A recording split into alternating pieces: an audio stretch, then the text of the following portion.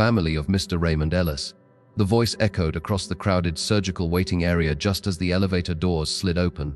For a second, I thought they were calling someone else. Hospitals have a way of making everyone look equally exhausted. Then my daughter squeezed my arm. "They're ready for you, Dad." I looked at her and smiled, mostly for her sake. "I'm not going anywhere until they give me the fancy socks." She rolled her eyes. "You've been making that same joke for 2 weeks, and it still works." "It really doesn't." That little exchange earned a laugh from the nurse behind the admissions desk. It also reminded me of something I hadn't admitted to anyone. I was terrified, not of the surgery itself, of everything that could happen afterward. 3 weeks earlier, my cardiologist had discovered a dangerous enlargement in my aorta during a routine physical. I felt perfectly healthy. I still coached Little League every Saturday, fixed old motorcycles in my garage, and argued with my neighbors about baseball like nothing had changed. Then one scan turned my life upside down. The surgeon was optimistic. "If everything goes as planned, you'll be home in less than a week." If. That word had followed me everywhere. I signed another stack of consent forms while the admissions clerk checked my identification. Across the room, families hugged one another, children played with toy cars on the floor, and television screens quietly scrolled morning news no one was watching. Life kept moving.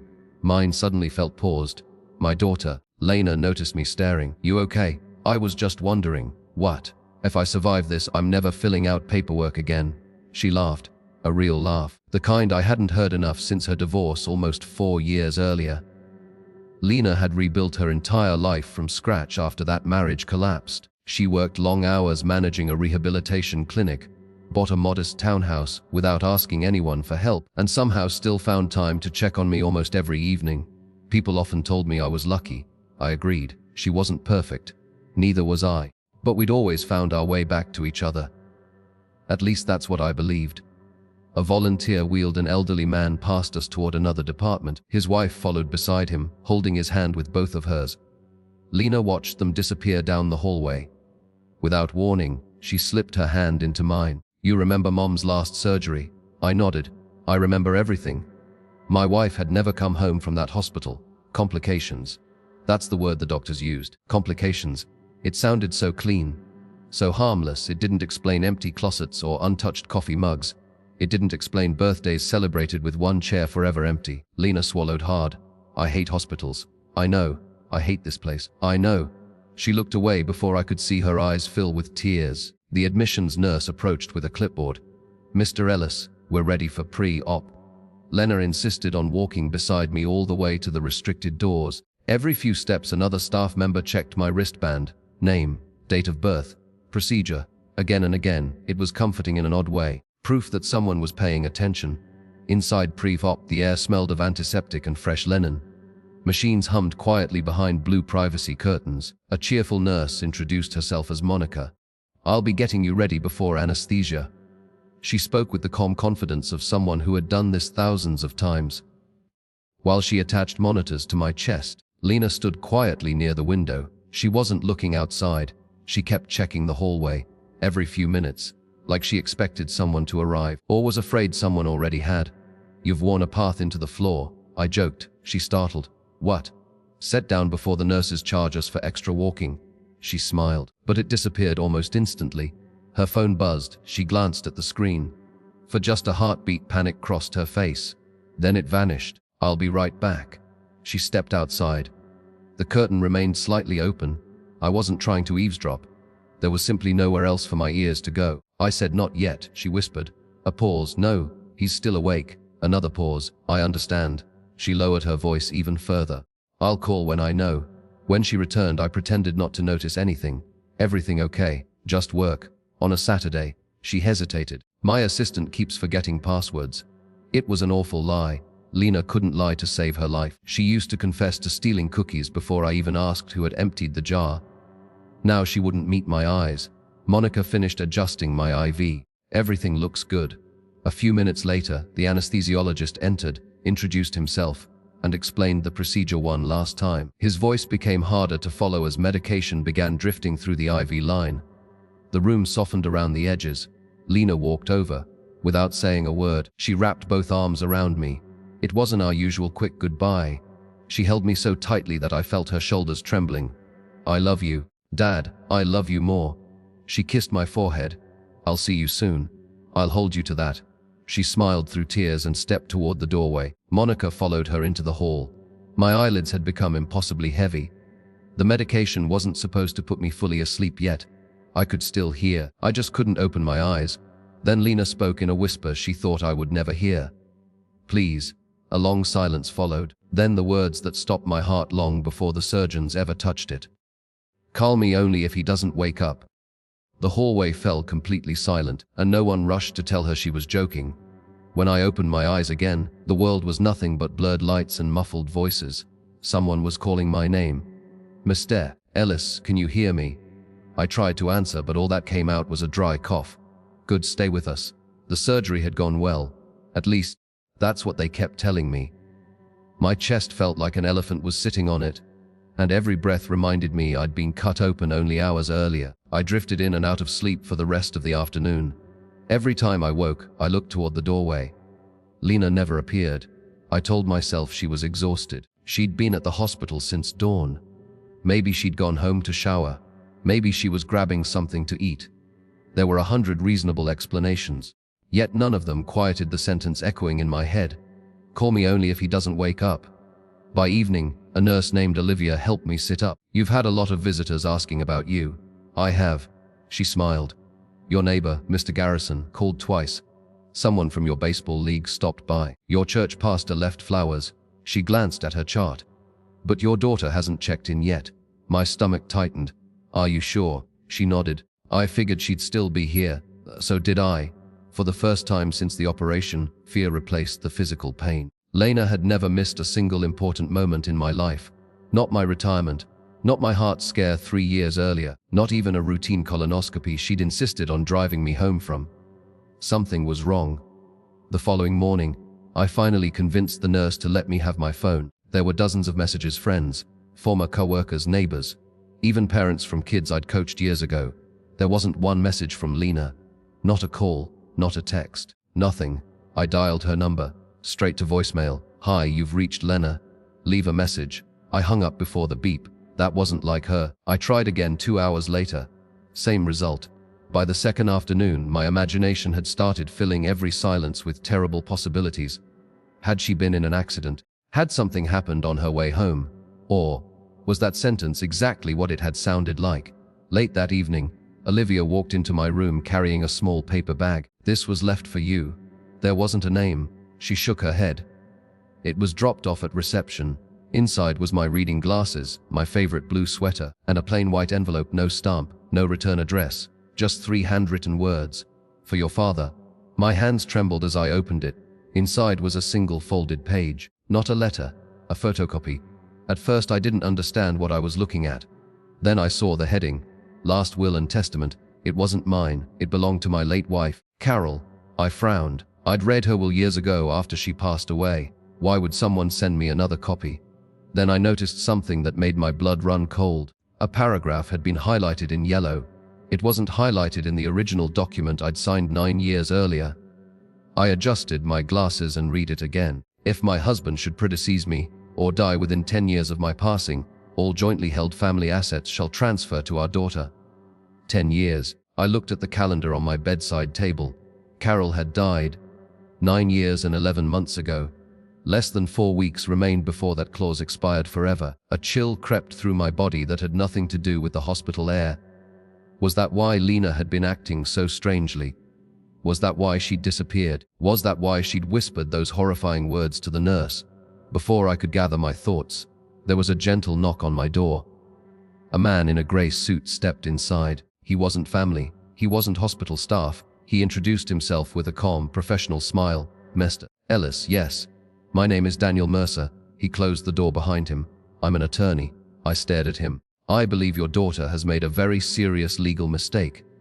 And before I could ask another question, he placed a thick file on my hospital bed. It had Lena's name written across the front. I stared at the file for several seconds before touching it. My hands were still weak from the surgery, or maybe I was afraid of what I was about to learn. The attorney waited patiently. "I know this is an unusual time," he said, But I thought it was better to speak with you before anyone else could. Who hired you? No one. That wasn't the answer I expected. He slid a business card across the bed. My firm handled your late wife's estate. I recently discovered something while reviewing archived files. What kind of something? A mistake. He opened the folder. Inside were copies of trust documents, property records, and handwritten notes from nearly a decade earlier. Then he pointed to a single page. This clause. It was the same highlighted paragraph from my wife's will. If my husband should predecease me or die within 10 years of my passing, I've already read it. He nodded. But have you read the next paragraph? I looked closer. The page I'd received in the envelope had been cropped. The paragraph below it had been cut off. Daniel handed me the complete document.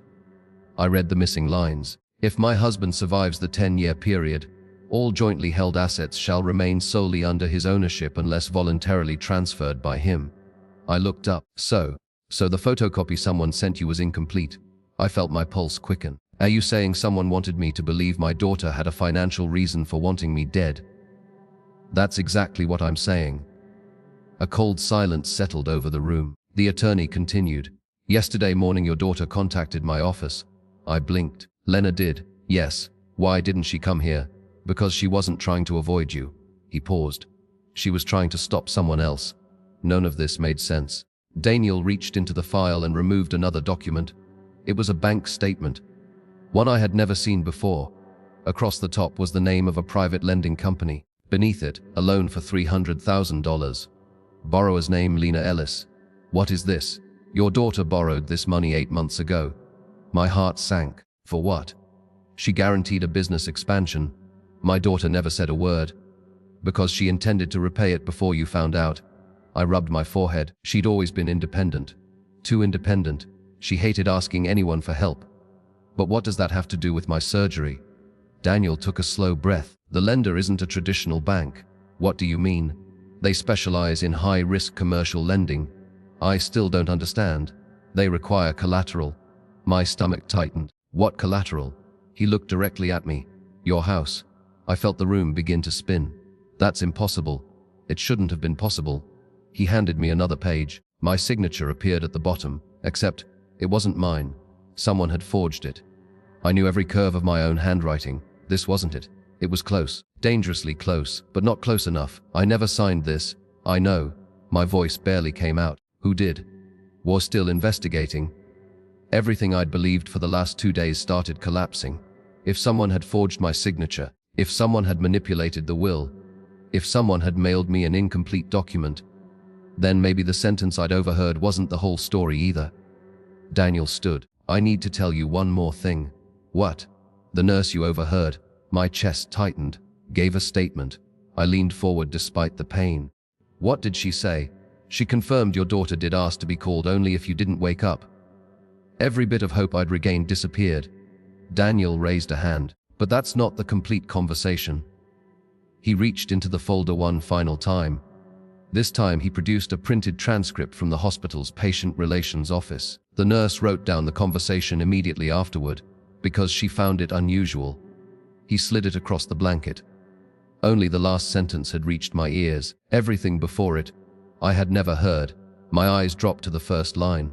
And with every sentence I read, I realized I had misunderstood my daughter more completely than I ever thought possible. My eyes stayed fixed on the transcript. The first line explained everything I hadn't heard. Lena, my father worries about everyone else before himself. If he wakes up, he'll demand updates every hour and try to leave this hospital before he's ready. Nurse Monica, most families ask us to call as soon as surgery is over. Lena, please don't. If he wakes up, let him rest. I'll be dealing with something urgent. Call me only if he doesn't wake up. Otherwise, I'll be back before he knows I ever left. I read those 4 lines 3 times. The sentence that had haunted me for days had been only the last piece of a much longer conversation. I'd filled in the missing parts with my own fear. I lowered the paper and closed my eyes. I whispered. Daniel nodded. I know. So where is she? He looked toward the window before answering. At the county courthouse. What?